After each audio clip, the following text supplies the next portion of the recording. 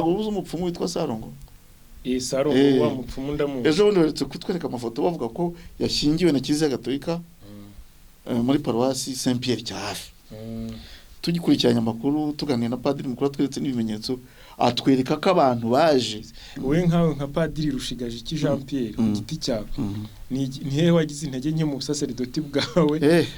wumva nawe wasabira imbabazi na byabigiye kuba penitensiya karabaye byabigiye kuba penitensiya kandi penitensiya igira uko itangwa nanone ntitugwe mu gishuko cyo kubona aho byapfuye gusa buriya dufite n'ibyo dukiza byinshi gusa abantu babona aho byapfuye nabyo nkabyumva burya uri kunywa amata akantu k'umukara gato kangana gutya kakagwamo ubona ari ikibazo gikomeye cyane ariko ukibagirwa ko ari ako kangwa ko ahandi hasigaye ari hazima ahandi hose hasigaye ari hazima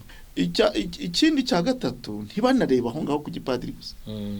ko batavuga ingo ziri gusenyuka uzi divorce ziri mu nkiko ya Mirambo Emmy Pro Universal Records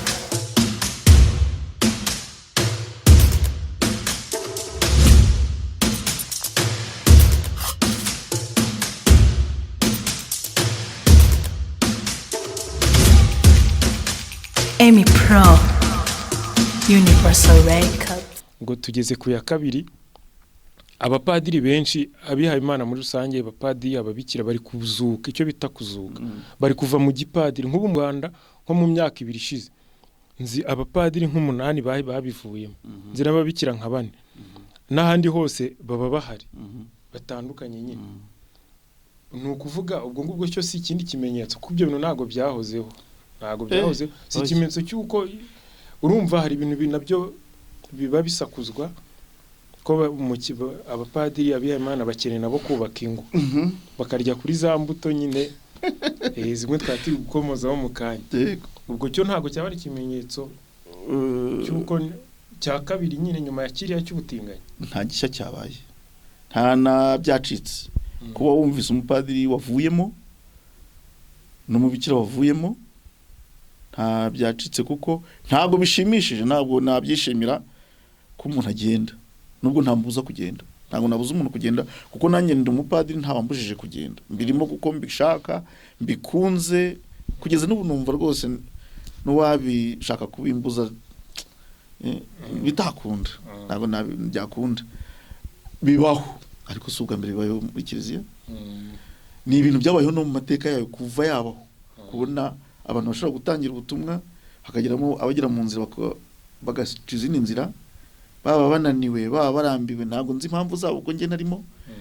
ariko bibaho kandi ntago none se Ruteri ntiyari umupadiri ntiyagiye si mu 1517 urumva ni kera ntabwo ari ibintu rero bije ubu ngubu impamvu uyu munsi bisa nkaho ari byacitse urayizi ni ukubera ku isi mu bijyanye n'ikoranabuhanga ry'itangazamakuru ikoranabuhanga ryo gukorana amakuru hari igihe abantu bajya bavuga ikoranabuhanga batekereza ingiri gusa kandi umuhinzi abamita ikoranabuhanga no mu n'ahandi ndavuga ikoranabuhanga ryo guhererekanya amakuru byarazamutse cyane akantu kabaye Rusumo gahita kagera imasisi uwo munsi akantu kabaye Butare Huye karara kageze Kampala nukuvuga iki byarihuse kurya abantu babibona bakagira ngo ni bishyashya kandi ari ibintu byahozeho icyo ni cyambere cya kabiri nta byacitse yabaye kuko wowe uri kuvuga uti nzu 8 ariko ntago wambwiye abagumyemo ko bangana abagumyemo baba ku inshuro nka 20 cyangwa ijana simbizi abagumyeho ni benshi cyane kandi babikomeyeho nanjye ndikubabwira ko mbikomeyeho kandi mbibabwira mu byemere mbikomeyeho kandi si njye nyine hari abandi benshi tuganira ngasanga babikomeyemo hari abandi basigayemo ikindi cya gatatu ntibanareba aho ngaho ku gipadiri gusa ko batavuga ingo ziri gusenyuka uzi divorce ziri mu nkiko ya Mirambo ingo ziri gusenyuka nyinshi cyane ahubwo usanga abihaye Imana ari bo bakomeye ku butumwa bwo kurusha mu ngo abantu barimo gutandukana bamaranye umwaka umwe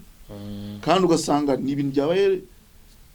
byogeye rwose divorce wagira ngo zabaye ubuzima busanzwe kandi nabwo ari ibintu bipfuye bakirura padiri ndetse ko ku rundi ruhande nanjye nabumva ubundi nyine padiri agomba kuba itara rizimye rero koko biba ikibazo niyo mpamvu bahungabana cyane ariko rero nanone ntibakirebera itara gusa bajye bareba n'abamurikirwa nabo bafite ikibazo gikomeye gusa ndagira ngo nimbwire abantu ko bitacitse murebe noneho n'abakomeye ku butumwa kandi nabo barageragejwe nabo bahura n'ibibazo ariko bagakomera ku butumwa bwabo bakarinda basaza bagize ubu duherutse gushyingura Musenyeri Nikodemu nayigize ikintu umupadiri wari ugeze mu myaka 95 akiri padiri akibikomeye kandi siwe wenyine nuko rwo ruje vuba no muri arkidiocese ya Kigali no muri diocese birahari no kuvuga ngo abantu ntiba ahubwo nanone ikindi nanone gituma bumva byacitse ni byacitse itangazamakuru ni ryiza nawe urarikora kandi ndabikunda unarikora neza nanagushimiye ariko hanze hari itangazamakuru byacitse byadogereye ndetse rimwe na rimwe inkuru niba nayivuga uko yabaye ubwo nirinze kuvuga inkuru mperuka kumva ahangaha ihabanya n'ukuri nushaka kumwe mitanyikomoza ubwo niye ntago ubuze umupfumu witwa Salongo Salongo wa mupfumu ndamu ejo bundi baretse kutwereka amafoto bavuga ko yashyingiwe na Kiliziya Gatolika muri paruwasi Saint Pierre cya hafi tugikurikiranya amakuru tuganira na padiri mukuru atweretse n'ibimenyetso atwereka ko abantu baje kumutira sare nakubana ikodesha kirakodeshwa padiri baza kumutira sare abantu bamubwira ko bafite mu bukwe ariko bo ntibamubwira ko ari Salongo uzaza bo batanga waje gukodesha sare we yatanze izina rye ariko mu byukuri yifatiye nte Salongo yaraje ajya muri sare ya paruwasi yayikodesheje birumvikana hanyuma haza umupasiteri niba ari witwa Claude niba ari uwundi sinibuka neza muri sare ya paruwasi bakora ibyo bikorwa hanyuma umunyamakuru we atanze amakuru ati Kiliziya yashyingiye Salongo kandi ahubwo yari yiteguriye gushyingirwa aho yari yiteguriye gushyingirwa inyamata ho baramwangiye kuko ibyo bamusabaga bijyanye n'isakramento ryo gushyingirwa ndetse bijyanye no kureka ubupfumu kuko muri Kiliziya ubupfumu nibukorana na Kiliziya ho byaramunaniye nyine aratsindwa hagomba kuharizwa ndi mayiri nkayo ngayo yo kubigenza gutyo umunyamakuru noneho niba ari uko atayimenyeye uko byagenze niba ari uko yashatse kugira ngo atwike ijambo rimaze abantu bose basigaye barizi gutwika aravuga ati yashyingiriwe muri Kiliziya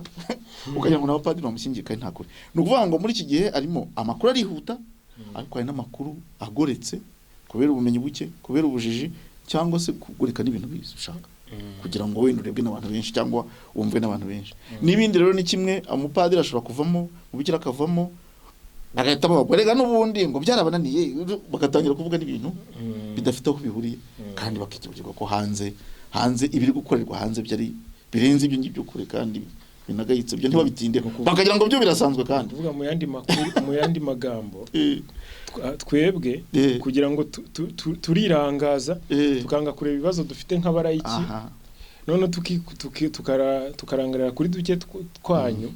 kugira ngo ducecekeshe ibyacu biturimo muri twebwe nibyo bita projection mu rurimi rw'amahanga ikibazo ufite ukakibona mu wundi societe irarwaye n'abapadiri gusa bafite ikibazo hoya societe irarwaye muri rusange ko kabaye karabaye uzinga ukuntu ziri gusenyuka kandi igihugu iyo kigize ikibazo mu muryango kiba gifite ikibazo muri rusange niyo mpamvu na ministeri y'umuryango ndumverutse kubigarukaho iri kugenda ifata ingamba zijyanye no kwigisha abanyarwanda kuba mu muryango ku buryo bukwiye bikaje nibihura rero naza ikenera busho dukora pastoral dukora zo gufasha umuryango wenda tuzaharaba tuzatabara tuzakiza ariko padiri bura ntibigaragara ko Kiliziya yo mu Rwanda cyangwa muri rusange ari ifite intege nke mu butumwa nk'urugero reba nk'ibintu maze kunsobanurira penda sobanukiwe kandi nabyumvaga korana kubwiye kandi mpagarere n'indi mbaga nyamwinshi y'abandi babyumva kuri nkuvuga hanze muri ryaterambere wavuze ikoranabuhanga mu itangazamakuru riri gutuma abantu basakuza turufite urusaku rwinshi rw'ibintu bitari byo by'ibinyoma mwewe nakuntu mwasakuza nka Kiliziya namwe mugasakuza ariko muri gukosora ayo makosa hari ukuntu Kiliziya irabikora ariko ntabwo navuga ngo twageze iyo tujya cyangwa twarangije kubikora natwe tugomba gukomeza kongera imbaraga kugira ngo ibintu ubwo butumwa koko bugere ku bana ariko birakorwa mu maparuwasi tugeza komisiyo z'umuryango nk'ubu mperutse gukoresha ihuriro ry'ingo z'abantu bashyingiwe kuva 2018 kugeza 2023 kandi baritabye dufite ibyo twaganiriye dufite ingamba twafashe dufite ko bazajya bakomeza guhura bagasenga bakaganira bakajya inama kugira ngo buri wese amenye ko ntari no hura n'ibibazo bagahura nka gatatu umwaka bo cyangwa kane kuri noheri bagasangira n'urugero umuntu ari gushaka uburyo ndibuka mu mushyikirano sinzi umushyikirano ugize kubaho umwepiskopi umwe wagiye muri uwo mushyikirano aza guhaguruka umushyikirano afata ijambo abwira abayobozi n'abawugiyemo ko mu muryango harimo ibibazo ko agomba gufata ingamba zo guherekeza umuryango mu buryo bwose bushoboka kugira ngo umuryango birakorwa dufite za komisiyo z'ubutabera n'amahoro zinjira mu bibazo by'umuryango n'iki birakorwa ahubwo icyo navuga muri iki gihe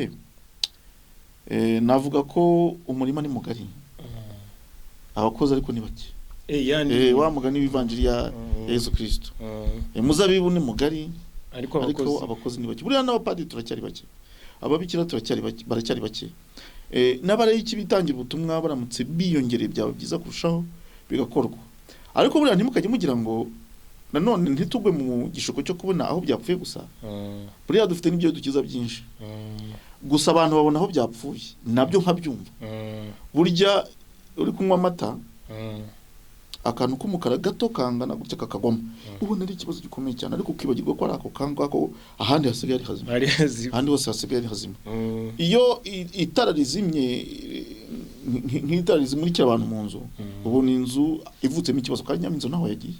inzira cyahari ariko ikibazo cyavutse kandi ari akantu kagatara gatoya no kuvuga ngo ntago byacitse hari n'ingo zubatse neza ntaza kujya muri pessimisme defetisme ngahera aho ngaho hari ngo zitanga ubuhamya nyinshi kandi nyinshi z'ibikomora kuko zamenye Kristo zaherekejwe zigishijwe n'ubu ngubu turi kongera imbaraga mu kudaherekeza abageni gusa gihe bagiye gushyingirwa wanabyumvise ko nabikoze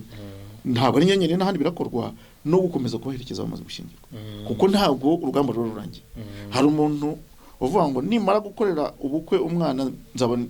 zabirangiye rero bakoresha no gukorera ubukwe umwana ubundi ntabwo ari byo ntabwo ari ugukorera umwana ubukwe ni ibirori wedding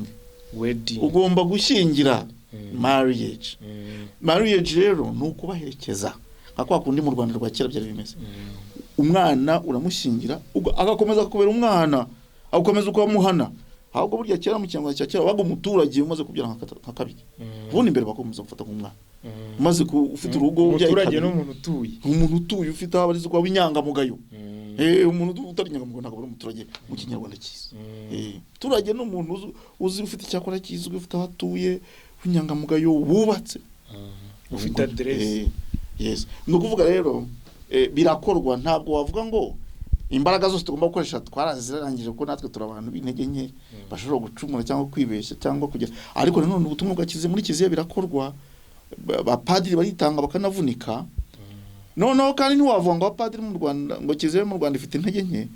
wagira ngo mu Bufaransa ho bimeze neza cyangwa Uganda cyangwa ku isi yose usanga ibyo bibazo tuba tubisangiye ariko twese tugomba gushyira hamwe imbaraga twari turimo kuvuga Kiliziya ndi kuyivuga ko ndi kumwe na padiri undi we ntago nabimubaza kuko yaba ari kumbindikiranya bari kuvuga ibintu bimurenze utari mu padiri nyine ndashaka kubaza mbere yuko njya ku kindi kibazo kuko ibijyanye nuko Kiliziya igiye kurimbuka sinongera kubikubaza kuko natangiye kugira ukwemera ahubwo mbere yuko njya mbere yo kujya ku kindi kibazo we ku giti cyawe mu busasaridoti bwawe niba Kiliziya mu mateka yaragize intege nkeya ikagira n'ibyo isabira imbabazi isi yose kandi nawe uri umwana wawe niyo yakugize uri wowe kandi n'ubundi izo ntege nke Kiliziya n'undi nabayigize nyine nibo babazigize wowe nkawe nka padiri Rushigaje iki Jean Pierre ku giti cyawe ni hehe wagize intege nke mu busasaridoti bwawe wumva nawe wasabira imbabazi na cyabigiye kuba penitensiya karabaye cyabigiye kuba penitensiya kandi penitensiya igira uko itangwa ariko icyo navuga cyo nuko ntari umutagatifu nubwo ariyo nyota mfite ko umutagatifu nubwo ari byo nshaka guharanira nanjye mfite uko nagiye ncumura ntabwo ari ngombwa ko mvuga icyo nakoze kuko njye ntabwo ari penitensiya mfite uko nibeshya mfite uko wenda nshobora no guhubuka nshobora no gutakira umuntu neza bishobora kubaho wenda nyuma nkaza kwikeka bakavuga ariko hariya nabyishe gusa icyo nzi nuko mu musaseredoti bwanjye ntakoze ibibi gusa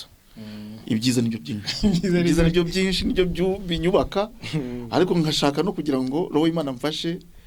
nibibi byandanze cyangwa mfite umuzi wabyo wose cyane gende uranduke naho kuvuga ngo nagize byo byaba ari penitensiya nzabibwira umusaseredoti nako n'ubu naricujije nagiye nicuza inshuro nyinshi murakoze